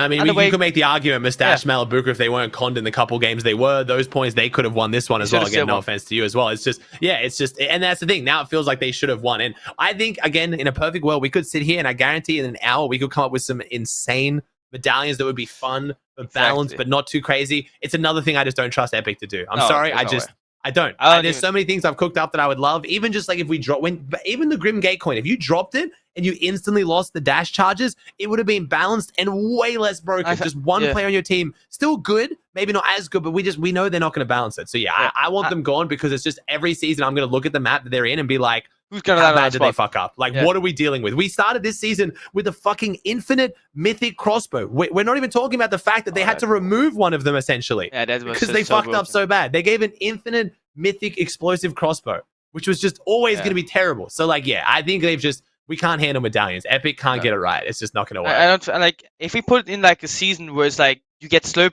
like let's say they're like the slurp juice season, right? With the mythic AR, like what AR was it like? With the mythic flapjack AR, right? I think that season was completely balanced out because everyone had a chance to get the mythic flapjack AR because there was certain towers on the map that were all pretty close to spots, and we had slurp shots on like the whole map, right? Everyone could get 2 to 4 slurp juices every game because you were able to get them from islands and you were able to get them from combat caches, which spawned for every team, right? So I think in that point, I think those type of seasons are more balanced out and way more fun for people to play than these type of seasons where we just have 3 OP coins or 4 or 5 OP coins, which are just gonna get dominated by, even in publics, by complete sweats who just don't go outside like me. That's you, man. That's you. That's when you play solo ranked. Yeah, that's me in solo ranked, right? And I'm just taking the fun away for people that like play like 2 hours a day just for fun with their friends or like alone in call with their friends. And like, where is it fun for them? Because they're just like, okay, where am I gonna hide this game so I don't get pushed by that guy? Yeah. Right? It's just cheese, man. It's just it's basically having cheats, but legal. And it's 3 yeses from us. It's 3 yeses. It's 3 yeses. Thanks. Could I just say, that's a great take. Yeah, maybe if Epic had to keep the medallions in, maybe like they should take up a place in your inventory instead of like, that's a good one. Yeah, that would be great. Yeah. The fact that there is no cost to picking them up whatsoever is crazy. Even with mythic items in the game, let's say your drop spot, like even the mythic combat had like kind of a cost to take it. Like, you know, there was some shotguns that were better, maybe like in the past when we had the mythic crossbow, even the mythic crossbow as broken was, if that was just a crossbow without the medallion, you had to decide, like imagine like there was a mythic deagle. You would have that conversation. You'd be like, okay, deagle's good, but like that means we have one less med slot or one less utility. Can we play to that? Can we make that work? Where the medallion, the medallion right now is just like, why would you not grab it? Like, I'll just grab it. Like, there's no harm in it, except for being marked on the map. That's a problem. That's a problem. But Yeah. this is a problem as well that we've had, where it's like in most cases it's either too strong to where there's no reason to not pick up, and if it's not that just strong, leave it. it's been too bad, Which and is so you just so leave bad. it. You know, it's like Swizzy and Vanya had it, and they just were like, "Well, we don't want this crap. Like, we don't want to be marked." Yeah, we have and 3 leave it. medallions. One is Yeah. a free win. One is not even worth picking up, and then one of them is like good, but in like not every scenario. Like that's so like it's just the worst balancing. Again, Epic just messed up the balancing. Yeah. Yeah. Thank you I for this agree. one, Ben. Appreciate you. Thank you, Ben. You got 3 yeses, mate. It's like gold buzzer. Thanks. See you guys. We gotta have like a You when we do need to add like a confetti thing when we all Yeah, some kind of- unanimously agree. 100% quartz. Write that down. We gotta work on that for No, but then we're gonna have people coming in with weak ass takes just to like kind of get, you know what I mean? Yeah, It's we gonna be just like, don't I let them think in. they should bring back Siphon. Yeah, I we mean, I guess can so, show I guess who so. gets in it, mate. So we Okay. we just won't let True, them true, in. Very true. Yeah. Let's get the next caller in. What is We your rolling, baby. name and where are you calling from? I'm Who 1000 and I'm calling from the USA, and my take is Hey. Razaru is the most underrated coach ever because he coached Peterbot and his team to a second, first, and a first in Grands, and VIC0, a new team, to an FNCS win from like a mid POI. Yeah. I mean, homie's just this was the end of my most recent video. This is just Oh, really? yeah. Is this This is basically. I mean, I like have been championing Raz. Like I've been taking every chance I can to be like, this dude is not getting anywhere near enough credit again. And even then, that's also again to I am who I'm sure again working with Rezon of Vidil too. Like again, Rezon of Vidil just qualify for LAN. Next season was looking dudded. Condorf spawn and then somehow pulls off a top 5 again. Like it's just again his clients are going crazy. And I think the fact you pointed out, the fact coaches have always had a weird rep in the Fortnite scene where I remember. Levin, you might remember this. I don't know if Vika would, but Levin, I remember there was a thing on Twitter where there was a massive like BloodX hate day where everyone was like, he's not good. He just works with tier 1 clients who are already I good. saw that. So yeah, you remember that one as well? There was a day basically, for anyone who doesn't know what I'm talking about, I can't remember who it was, but someone basically made like this full thing being like, BloodX isn't good. He just takes monies from pros who are already good. When does he ever work with a client who's not a tier 1? It's not impressive to take a tier 1 to a win. Where again, we can now look at no offense to VIC0 and Flixie, you guys are still extremely good pros, but it's your first FNCS win. So people can now give that more credit. Like, you hadn't won one before, you now work with Raz and you win one. Like it does give it more credit. So yeah, I mean, this takes just a straight agree for me, obviously. Yeah, to be honest, I agree on this take as well because Raz has been in the coaching scene for a very long time. Like I remember, I think it he was used to coach you and Jackson. Yeah, exactly. Yeah, at the start Wave of days, right? Yeah, He was Wave's exactly. coach, wasn't he? Yeah. Yeah, at the start of Chapter 3, where me and Jackson decided to play duos, we DM'd Raz because in Chapter 1, I think you guys probably remember, Razaru was one of the best players in the game. Yeah, in that chapter. He was. And when he decided to Super quit, OG. he still, and I mean, he's never stopped playing the game. He always played the game, but he just didn't play it competitively or like with a lot of passion. He just looked at the meta, thought, okay, maybe this is good, and like in Chapter 3, where he actually got the chance to coach again because it's duos and not trios or squads, where you have to scream so the players hear you, or like not be able to live coach them. I think Raz should have always gotten the credit that he deserves and the attention because he's always been a great coach. He's always been working and like, I mean, even in like, you don't see everything that he does, right? Raz actually like, even when like he shouldn't, where he doesn't need to do anything, he still does something. Like some days he just goes online, plays Fortnite, like goes on the spot for the team that he's working with right now. Like let's say for me and Flixie, some days there was just like he was online playing a custom, looking at Reckless what we can loot faster so we can W key our forecast and like get it uncut, you know? So like there's so much work that Raz actually puts in that you don't even see, like that goes unnoticed because he just doesn't talk about it. I mean, Raz himself said he doesn't really care if he gets a lot of credit for what he's doing or if he doesn't. He just cares that his players do good because that's what's important for him at the end of the day. But he definitely, I agree with what you said with like that he deserves way more credit because he really does. I do want to extend that to also a bit other coaches too. I think Razaru fantastic, but I think there's also a great conversation to have around what coaching in Fortnite looks like. So I think the most popular content on coaching in Fortnite is live coaching. It was like Yeah. Arab coaching people back in the days. I did a little bit, and then people now see BloodX in the call with Clicks and Veno being like, shoot your guns, and then everyone thinks like that is what the coaching is. When realistically, most of it I think is like, again, like you said, going in and finding the fastest way to get max metal in a POI, and then what are the surge spots, and where do you set up, and what's the timing for rotates, and then when they're in the call with you, because Raz, when he's in the call with you guys, doesn't say a lot. And I think that's why he is more underrated, because it doesn't even sound like he's really there. But because obviously the work you guys do in is off the stream and out of the game, it's all like the prep for it as well. I mean, like Levin, you're obviously being super close to a bunch of coaches as well. Like, you've never really, and you haven't done much coaching yourself, Levin. Obviously, a lot of people always think the analyst should like coach, but like it's such a different vibe to it. It's different. One day I'm definitely gonna do a whole like expose of like explaining to people. I feel like people a lot don't understand the difference in the roles. But my takes on Raz, I very much would echo a lot of what you guys are saying. I'd say from the feedback I've heard from a lot of players who have worked with him and just seen his work, it's always glowing reviews of like, this is a guy who puts in the extra mile for his players. This is a guy that, does the dirty work and works hard and really, gets the best out of his players. I think something I've really liked about Raz and I think part of what's made him so successful is he very much has understood that like the key to getting the best out of players is like empowering them and encouraging them to play into their strengths as best as possible. Yeah, that's true. And you look at the way he's had Peterbot and Poyo playing, you look at the way he's had VIC0 and Flixie playing, it's like you guys are maximizing your strengths, right? And I think at like a surface level, like people are always going to be like, you guys are just like, super aggressive and you just find everyone. It's deeper than that, right? And we don't necessarily have to go into all of the details of it, but like Raz does, and he knows how to get the best out of you guys for that. I mean, and Raz is basically like having a third player, to be honest, on your team. It's like he's like the support of your team. Like if you're feeling down and you're like doing bad, Raz always comes out of nowhere and says, "It doesn't matter. You guys are still the best players in the world. You can still come back from this and this." Like I remember back when in my second FNCS actually, we just got 26 in our first FNCS ever. We've done terribly on day 1 and clutch up day 2 because of Raz. And this like the second season where Collider came out, right?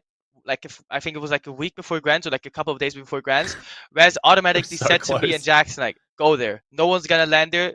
I don't care how much time I put in. I'm gonna pull 4 all-nighters for you, so you have all the strats, you have all the drop maps. And I mean, he actually did that, right? We qualified to land in that season. We got 7th place. We could have done more, but we kind of sold some games by dying to Taste and gifting them points, but we don't talk about that. But yeah, I mean, Raz is like he always plays for your strengths. Even like when you don't have any strengths, he always finds something where he can make the best out of it and like involve your whole playstyle around it. Right. W. Yeah, no, that is the key. And for people again that are players who are looking to improve, or if you are a coach and you're trying to improve, like I think there is merit in sometimes having a strategy and a style of play that is hard set, and you want to show people that and like encourage them to play that way. I think there's also even more valuable, and even more merit in understanding and being able to merge and form your ideas around what the players have to offer. So yeah, for that, big props to Raz, and it's good to see someone like so OG still about. It's cool. Anytime there's someone who, oh no, you finish what you're gonna say. No, I was just gonna say, I think the point you made about like finding players like strengths and working that is very, very cool, because it like the amount of kids who like look at like, how can I play like VIC0? How can I play like Clicks? How can I play like this? And like having it be like, no, but you have different strengths. Like even if it's something as so obscure as like your surge peaks are really, really good, and then let's play into that rather than taking fights and stuff, shows like what coaching actually is within Fortnite. Because if people just think it's sitting in a call and then they're just the IGL that's not playing, and it's like, oh, it's so much more than that. Like it's so much more than that. Yeah, I think coaching is this is my personal take. I think coaching is way harder than actually playing the game sometimes, because there's so much more that you're doing as a coach that the player doesn't have to do. That it's like the coaches basically do all the dirty work for you and like do the stuff that you don't want to do and all that stuff. Like that's at least like for Raz. Like Raz does stuff that you don't want to do or can't do at the moment.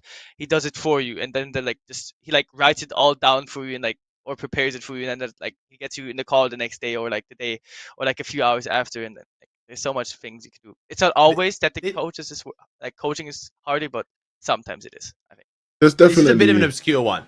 Cool. Sorry, Levin. Last one. I'm so sorry, and then I'll let you finish the topic. I just want to ask, like again, the hyper obscure. I know people in my chat are asking it. VIC0, if you didn't have a coach though, like how well do you think you would perform? Because I know people are going to ask that. Like if you and Flixie had to do next season by yourself, do you think you have any chance of winning Grands? Like is it that big of a difference for you? Like it's literally the difference between you not winning and like wouldn't have won. Okay, straight up wouldn't have won. Guaranteed, we wouldn't have won. We would have maybe called to LAN, but we would not have won because without Raz, there would have not been any good strats. We might have cooked up some strats out of nowhere. We might have come up with some stuff, but 90% of the stuff that has happened this season has come from Raz. And take that 90% away, there's only 10% of us, and there's no way that we would have won. I don't think we would have gotten that cash cap streak without Raz, and to be honest, I don't think we would have dominated anywhere near. Okay. Sorry, Levin. I wanted to like kind of like just get like a Yeah, no, it's all good. I was gonna say, well, actually, I'll move on. I'll ask something in terms of like what you just said there, VIC0. With the way you have obviously had Raz to help so much. One problem I've seen in the past with players who have had coaches is sometimes the coach then becomes a crutch, and you can start to like over rely on your coach to you know, sort of give you the juice that you need to be successful in metas and seasons maybe where it's like too hard for you to figure out. And ultimately, like, you know, the coach is there to help prepare you, right? But like, how do you then avoid now making sure that you don't need Raz? Like, obviously you need Raz to some extent. He's your coach, that's why you have him, but it's like making sure you don't over rely on him. Like, how do you go about that? Well, that's actually like that's what Raz did with Peter this season. Actually, like he helped Peter prepare for Grands and like told him, okay, this is how you can play. But he said, you're gonna play this Grands without me. I'm not gonna be in the call. I'm gonna be in the call, but I'm not gonna talk anything for you. I'm gonna let you think for yourself because you have LAN upcoming. So I don't want you to rely on me. I'm gonna help you the day, like if you do shit on day one of Grands, I'm gonna VOD with you. I'm gonna tell you what you did wrong. I'm gonna tell you what you did better, what you could have done better, etc., etc. But that's what he also did with Reason Deal this season. Because like in Grands especially, like he told them before Grands, like fully before Grands, I'm not gonna be as much in call as I will be for VIC0 and Flixie because they need to call, they really need me. So I don't think next season Raz will still be there, but I don't think he will just tell us what we should do. He'll just give his feedback after the game. And he'll just tell us what we could have done better, what we did good, and all that stuff. Because that's cool. That's the best way you can actually prepare a team. Because on LAN, of course, Raz is gonna be there. Shout out to Raz for being there, by the way. He's gonna be there, baby. Woo! Yeah, taking a holiday. Exactly. But what a holiday! Yeah, but what a holiday. But he's, of course, when we play, he can't just sit like behind us all. Yeah. Or can't even sit behind us. How does that work? He's just gonna be like, there. what is actually the coaching at LAN? Sorry, is it like, do they get to talk to you after game? Like, is it between the days? Is it like, because I always told that the break between game 3 and 4, where you go backstage, you can talk to your coach? Is there, when are you able to be coached at LAN? Like, between the games, you can probably, we'll be probably able to talk to him. And like after the days, of course, but there's like the days before that, there's always gonna be preparation time where we can get used to the setups and all that. We've had that in Copenhagen and we've had that in Raleigh. Yeah, he's gonna just be there, and like he's obviously gonna watch out that no other teams just come to us who like land near us or like are friends with some people. He's obviously gonna like look so no one's gonna look at us while reviewing or preparing sets or something. Yeah. But he's gonna be there and he's gonna tell us what we can do and all that stuff. Like he's just gonna prepare us for the LAN because he's obviously like, I think when we get to LAN, there's gonna be like, we're probably gonna look at teams, or maybe not. I don't know yet because I'm not there yet, of course. Yeah, but I think that's how it's gonna work out. Yeah, I was just curious to see, like, because obviously, like, you can't sit in a call with them. I don't know anyone who's watching who would think that you can sit in a call with your coach, but I didn't know if you get any time with them on each day, or it's just the between days? Because then obviously, like you said, like he's not in the call with you, so you need to be able to prepare to make decisions without him there, at least during the 12 games. Yeah, we can definitely talk like between games and between days, and of course before it all even starts, because there's obviously preparation time. So there's enough time where Raz is gonna talk to us, but he's obviously gonna prepare. Like every team next season is probably like from Raz is probably gonna get prepared to not have him there. He's gonna basically make it like seem like we're playing on the LAN already, and just like talk to us between games or before everything, or like after it. That's smart. It's gonna be smart. Yeah, I like it. That's the best. I mean, it does kind of go back to the point we had like a week ago.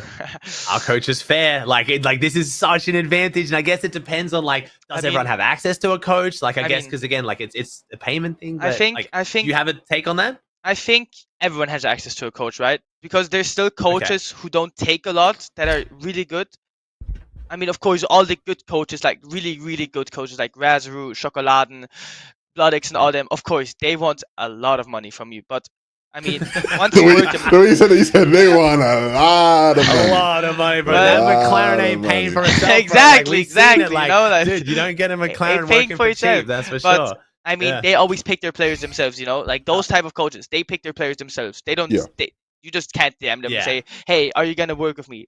Raz picks his alliance for himself. Bloodix picks him for himself. Chocolate, like all the top tier coaches that are there for their teams, are gonna pick their clients themselves. But like you said, like coaches that are win grants. Exactly. And if you aren't gonna win grants without it, then you know what I mean? Like it pays. It's like any other percentage split in any job. Like, you know what I mean? I get sponsor deals. My management team gets the sponsor deals. They take a percentage because I wouldn't have it without them. Like I'm still making more money than I would have without him. So like you said, so there's still other coaches though. Did you work with any other? Because you've been working with Raz for ages. So did you have the experience of working with maybe like a lesser known coach on the come up to kind of like before you worked with Raz, or you just got lucky enough to kind of work straight with Raz? I guess it was an all thing for you, wasn't it? No, it wasn't actually. It was actually because of Jackson. Because Jackson used to play trios with Razru. Like they were actually really good friends. Oh, okay. None of you guys probably knew this because we never talked about it. But Raz and Jackson are really great friends, and they still are to this day. Like Raz still helps out Jackson sometimes when he actually asks. I thought it was like a Wave thing. I was like, I thought it kind of lined up with when you were in Wave and he worked for Wave and stuff like that. Yeah, Raz actually got into Wave because of me at Jackson because he did so well for us. So yeah, gotcha. Okay, so you were before that as well. So I mean, technically, I'm not gonna lie, you guys kind of Raz wasn't that well known as a coach then at that point either. So there is something to be said about you didn't just you also kind of like gave Raz a chance when other people weren't, which is what I've heard a lot with a lot of coaches still trying on the come up, like Captor and stuff. Like I know Captor got a lot of shout outs from, I can't remember who was working at the time, who was saying like, you know, a lot of people weren't giving him a chance. We did really, really well. I know like Edgy and like, you know, Dukes worked with like Buzz, who like no one talks about. So there's coaches out there behind the scenes that I think players just don't know about because it's just like, oh my God, Blood X coaches clicks. He is the coach when there's like so many more out there. But that's how it always goes in like things of coaches. Of course. Yeah. I mean, while you just said Captor, I actually just remembered Sven is also a really great coach. So I'm sorry for not saying Sven earlier, but Sven is so much in the background. Like you don't see anything of Sven. It's funny at Globals. I remember. I think it was like Sven, Raz, and maybe Shoko. Like we're all sitting together in like a little section, like watching us. And like, what are they? And I was like, "What's the coach? All these coaches there watching." I was like, "What are these guys?" I remember I went up, so I was like, "What are you man cooking up?" But no, it's good. It'll be good to have them there for sure. It'll be very good. Sven's now working with, again, it's so funny with the Esports World Cup coming up. Sven's now working with the XSET's roster. So I think hopefully he'll get a bit more hype with that as well. If XSET do really well at LAN, I think Sven will get a bit more spotlight. But again, like you said with Raz and also just Sven, you just said that he doesn't want the spot. I think a lot of them don't actually care. Like they're not trying to build up a social media presence because they're not going like, you know, the Destiny Jesus masterclass. Right? Like, they just want to stay in the shadows. I mean, to be honest, if Raz really wanted to, he could get so much more attention. Right. Like actually, like he could probably like he could just do the same as Bloodix is doing right now. Like he could probably like start a stream up and get like 1K viewers because of Peter Poyo, me and Flixie, like all the good teams that he's ever been coaching, like even Reasonable Deal. Like he could get like so much more money, but he just doesn't really care about it. He just cares about his players because at the end of the day, a coach also takes money from his players, you know, or gets paid from the players. So I mean, he just cares about that. Like if his players is good, that's perfect for Raz because that just shows him that he's doing a good job as well for Sven, all them.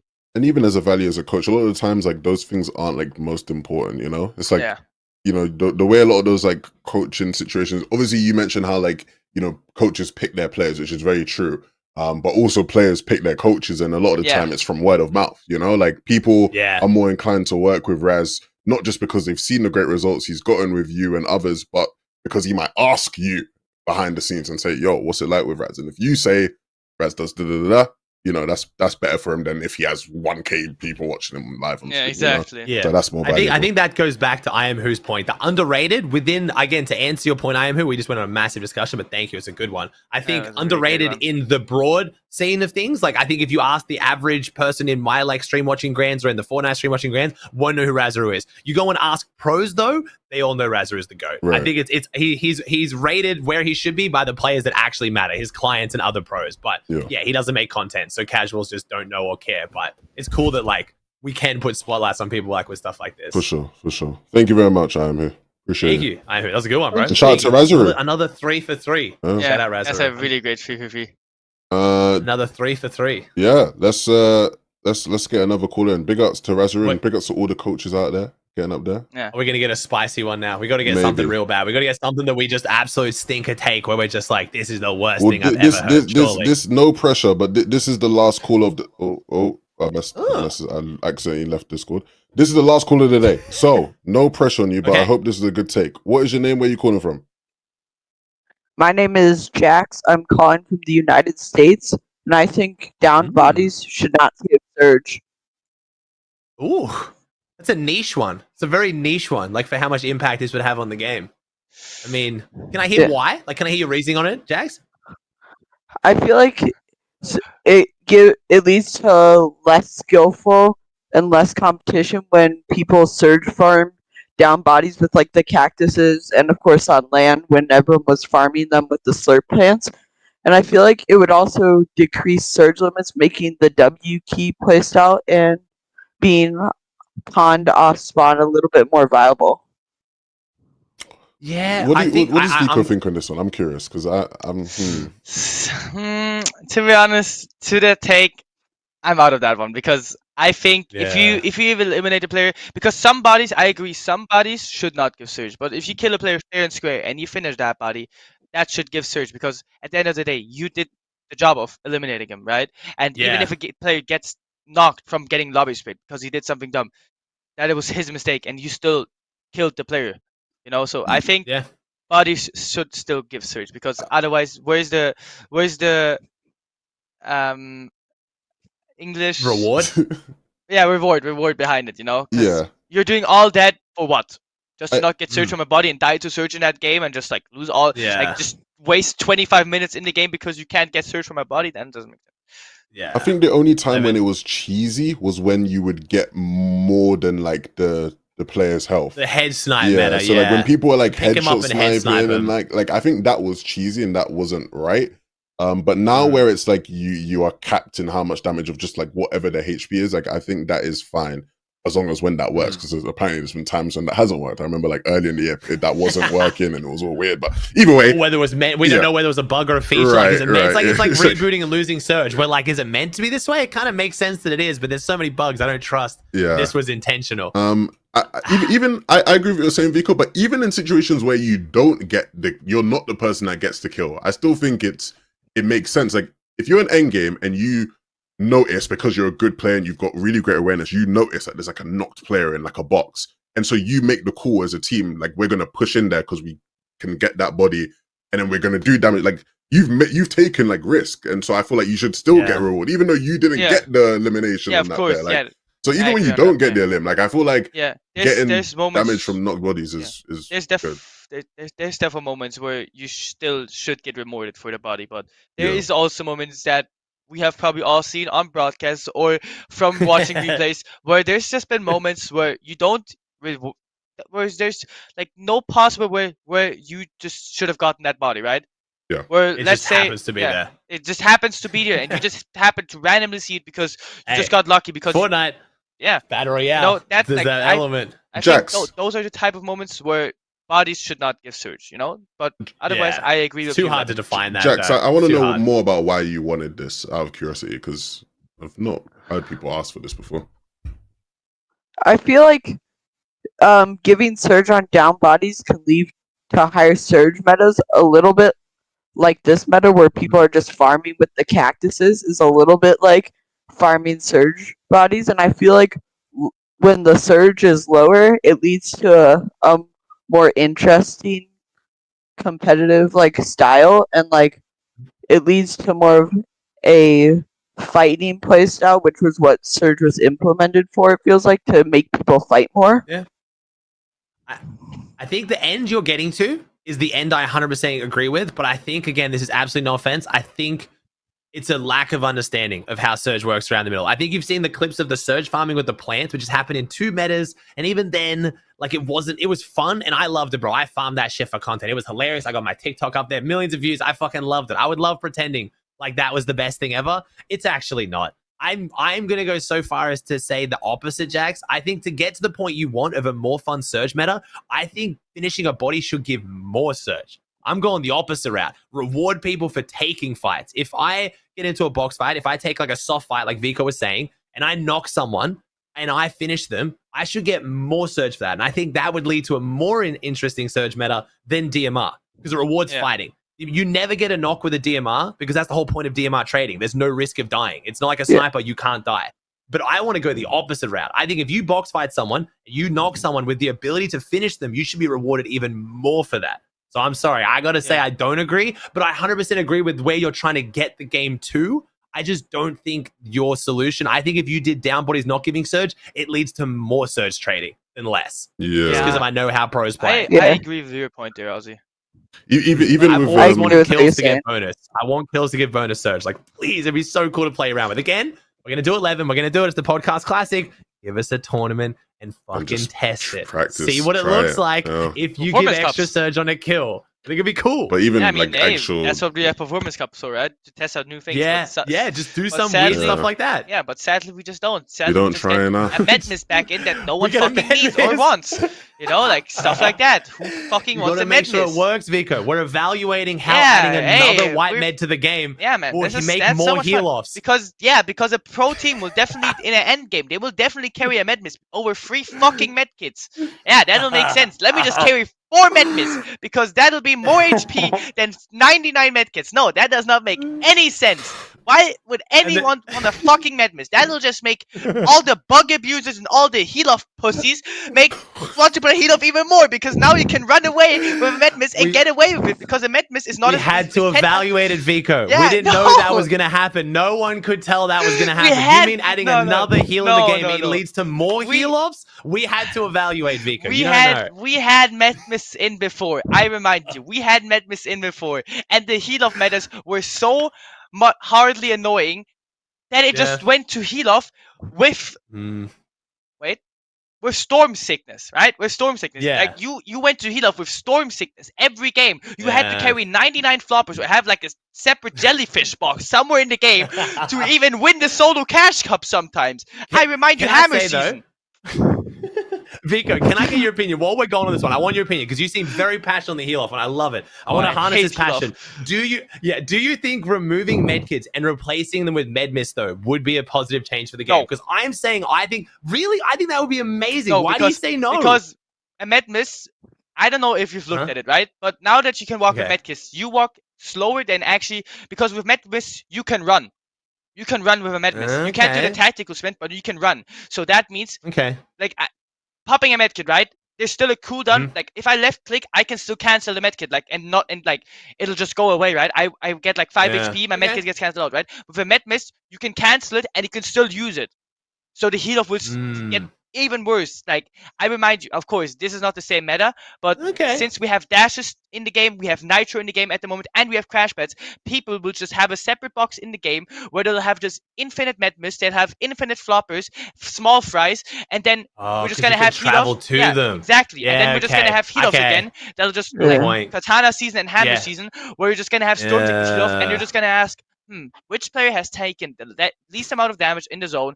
Who's gonna have the best heals in the game? Who's gonna carry that, and who's gonna run out first? You know, Those like are who's gonna run my out of maps favorite first? games to Is it gonna be cast. high You ground? know? Is it gonna be low Yeah. ground? Oh. Like it's just so we'll boring. get Levin casting a heal off no, Engage. It's funny because I'm- I like to hear your thought because I went to Twitter because I was in my head. I'm like, yo, you can carry 1 med mist or 3 med kits. So if we have only med mist, it's less healing overall. You can't stack them. It'll be more skillful, like healing a bit than getting into zone. I didn't think about like how it gets you to another heal base. Exactly. Because you can move with it. I kind of didn't think about that. Yeah, because with a med kit, I'll like, take an L. I yeah. was so positive on my take too. Like, Nah, I'm not it gonna was a lie, good take. Vico. This is rare. I'm a pretty stubborn dude, and I really genuinely thought it would be better. But now that you mention it, I did not think about fucking flopper base 2.0. I'll be honest. Like I've tested this, right? I've tested this in creative with a friend, and I can guarantee you, if medkits get taken out the game and it's only med miss, you will have no more fun watching this game.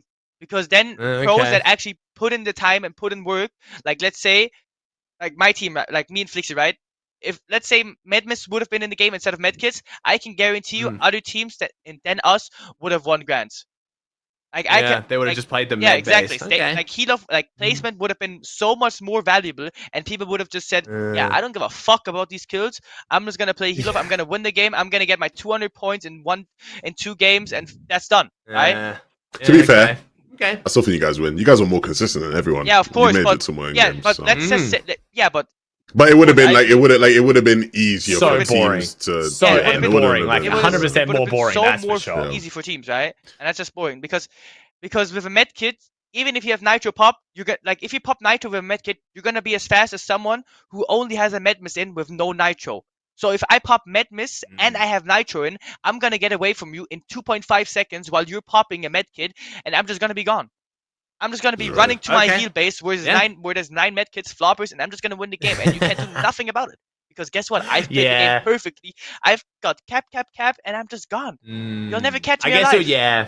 Okay, yeah, fair. Because the med miss gets you around, I guess so. Because if you've got any other med in the game, floppers, small fries, bandages, you can like stack them up and then get back to them. I mean, Levin, are we agreeing? Am I cooking up a stinker? I thought I was fucking onto something, bro, with med miss over med kit. I really thought I was like fixing heal off. I agree with you, but it would have just made heal off 10 times worse because I can still catch someone if someone has 3 medkits on low ground and they play heal off early, I will still catch them with my nitro, and if I don't have medkits, I can get to them. Exactly. Then you fight them though. I want to watch you fight the fucker who's got the medkits instead of just being like VIC0's up there with medkits. You know, fucking Rezon's over there with medkits. Do the math, and then Levin's got to sit there and cast it. Or 1 medkit being popped, tank and storm. 10 seconds left. 1 more medkit. 1 medkit. 1 medkit versus 2 medkits. Who's gonna win? Oh my fucking god. Yeah, but I think that'll be.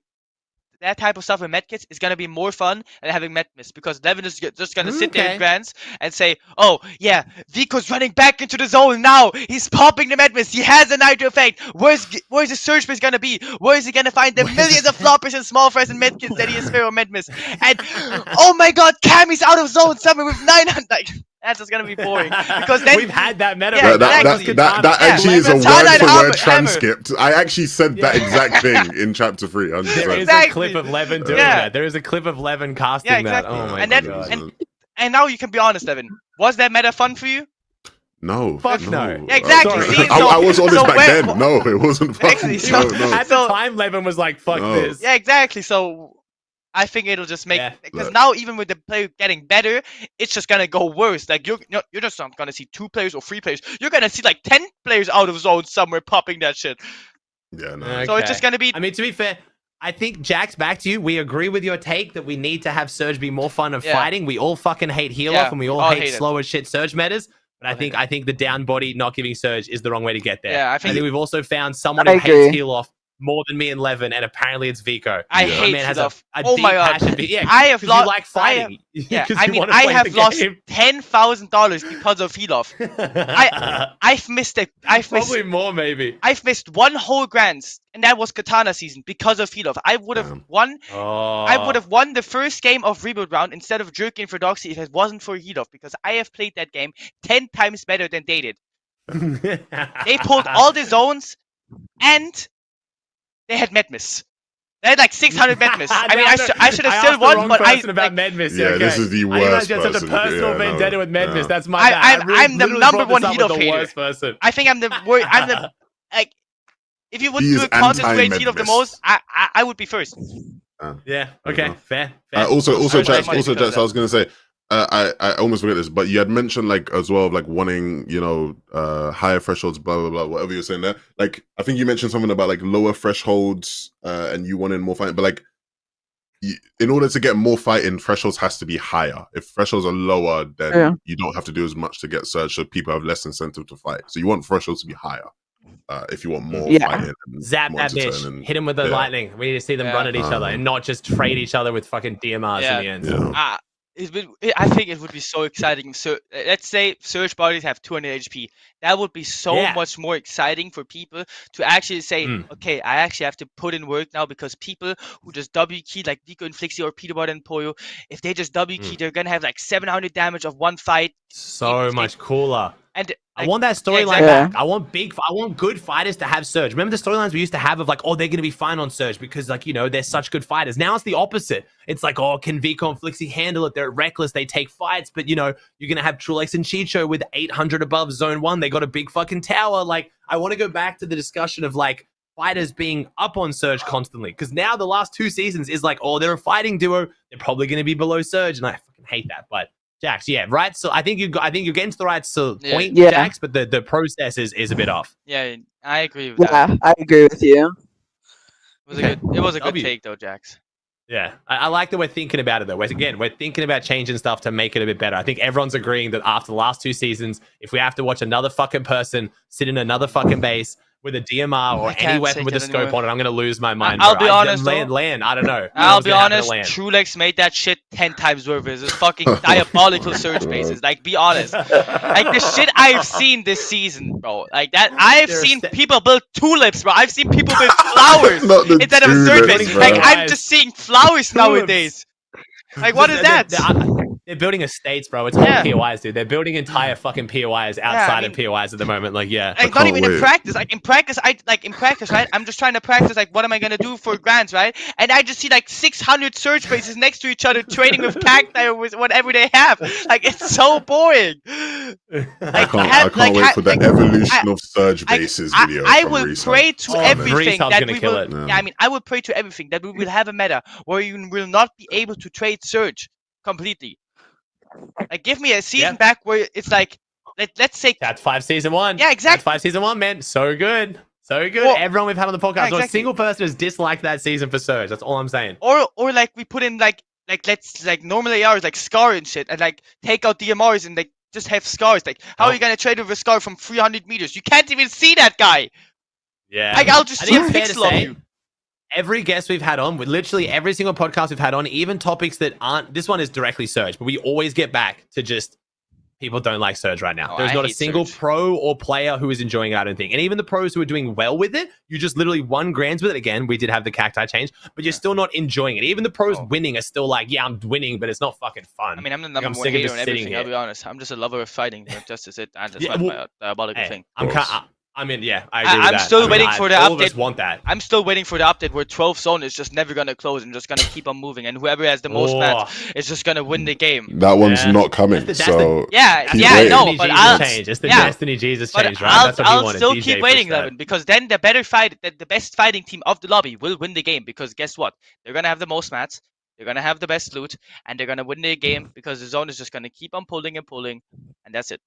Okay. Huh? Oh, Jax. Thank you for igniting the rage in VIC0. We needed that. That was great. That was fantastic. I was waiting to say that, by the way. That was just thank you. Hooking up.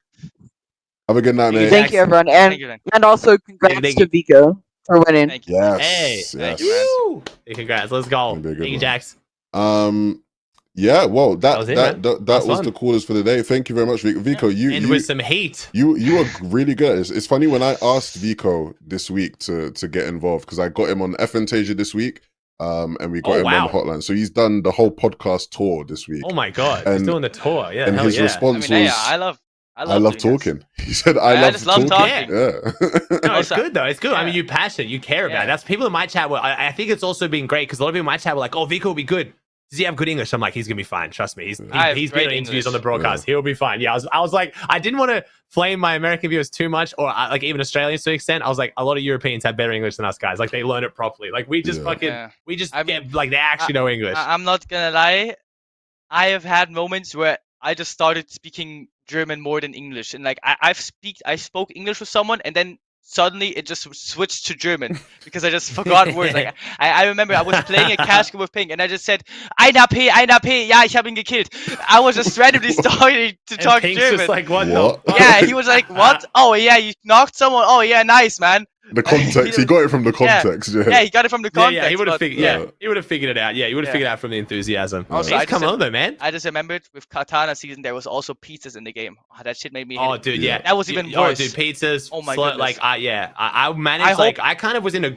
I was in a good mood that season to make content. Thank Yeah. God, because man, like looking back, I don't know how I enjoyed that season. I did, but after like a month of it, and then another month, I was like, oh my God, it's just Yeah, bullshit on who has the most heals. I Yeah. think perks and medallions have been some of the good. Like there has been good additions of medallions and perks, but there has also been completely So shit bad. ones.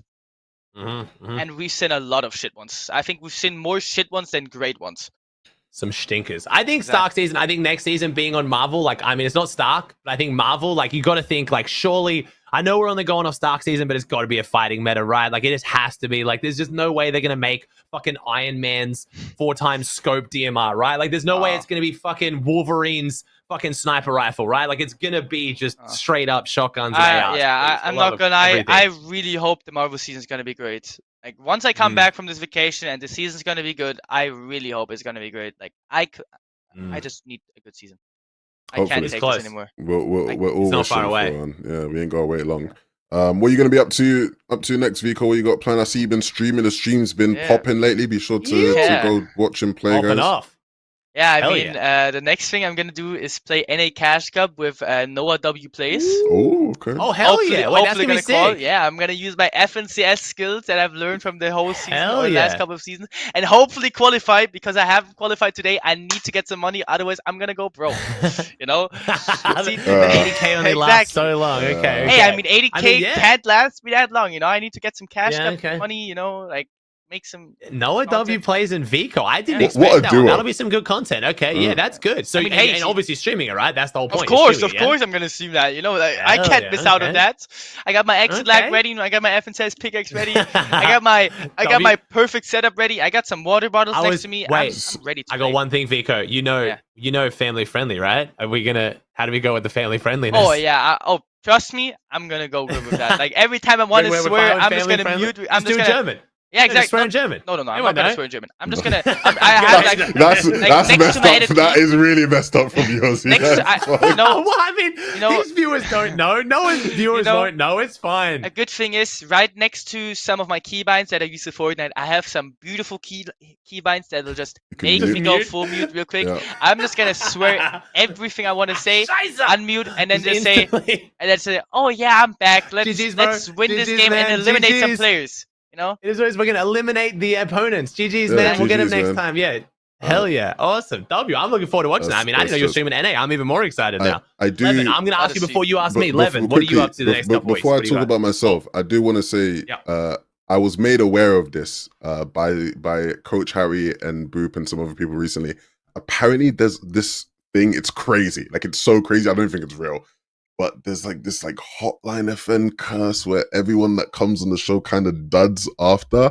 Now, No. Oh, No. wait, what? so if you look at it, Are we the curse if- podcast? if- Is the curse if- continue? if- Is my podcast curse? Fuck's sake, man! if I'm you already look at like, it, Nah. Cease trust me. didn't make grands. Blake didn't make grands. Okay. Queasy had his worst grands in Oh, forever. fuck. Miro had his worst grands in Oh, forever. Fuck no. The only person Oh, that didn't fuck dud no. was Wait, Venno. Pink as well. Pink Pink didn't as either. well. It was literally Pink had his Venno. worst It's Venno. Guys, It had one guess. Trust Kanada me, didn't trust have me. the best grands. Like See, everyone's. Canada was okay. Canada was But okay. Talking You know. about curses, you know, I don't even know if you guys remember this, but after I've talked shit about Jerky, I don't know if you've seen the tweet, but Jerky has suddenly hit the most ancient curse of all time on me, and since then the curse has not been removed, and every time someone cursed me, like let's say Yep. someone predicted me to win, I actually did win, because guess what? A curse, if you curse a curse, it goes undone. So don't worry, I okay, cannot be okay. cursed. I'm uncursable in that. Hell yeah. Good to know. I like Thank you, that, Jersey, bro, for that because- beautiful curse up there.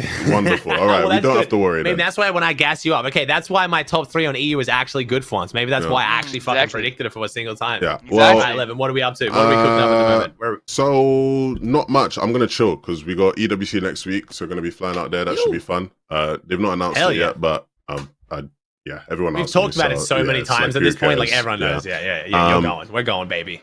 And yeah, just chilling outside of that. Going to be watching back Grands. Might switch on the stream randomly and talk some shit about Ooh. some players and Let's flame go. people. So that should be good. Hey, Uh, that's the most fun time. of course, yourself. You're Hell yeah. knees deep into this subathon. How's things going? Yeah, and I've had many- Sim like this whole time. I'm sorry I looked distracted a little bit there. Sim was Oh. going crazy with bits during this. Yeah. I mean, since this started again, I don't want to flex too hard, but I think I've gained like 70,000 bits from Sim, and he's just sitting there. Jesus. He's donating them, watching my reaction of me trying to keep cool and like keep the conversation with you guys while just being like, "What's going?" I know. Yeah, we're currently, what's the time? We're 103 hours in. Damn. We've got 12 and a half hours on the clock Damn. with the 8 hour.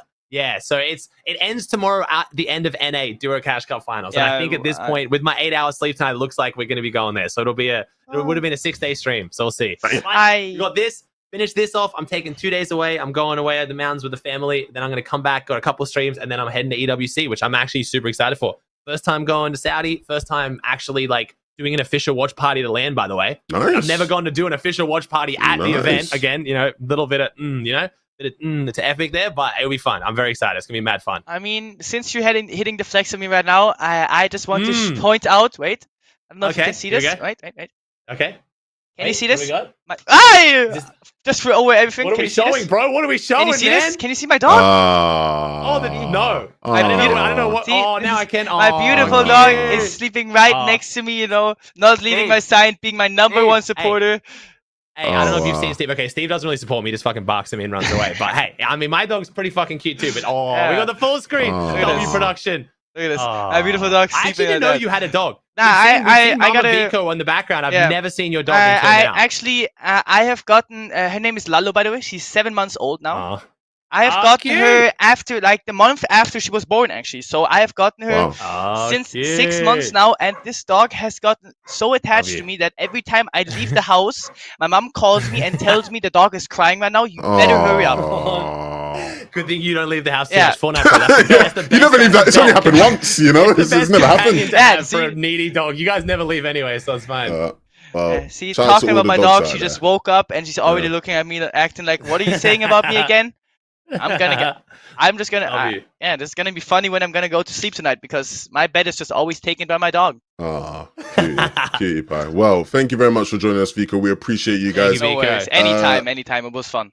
We appreciate everyone listening. Again, if you want to be involved in the show, be sure to join the Discord. Let us know who you want to see on the show in future as well. We have a bunch of people always recommending us, people always open to your suggestions. But for now, that is it for today. We appreciate you all as always. And we will see you next time on the hotline. Peace. Sounds good.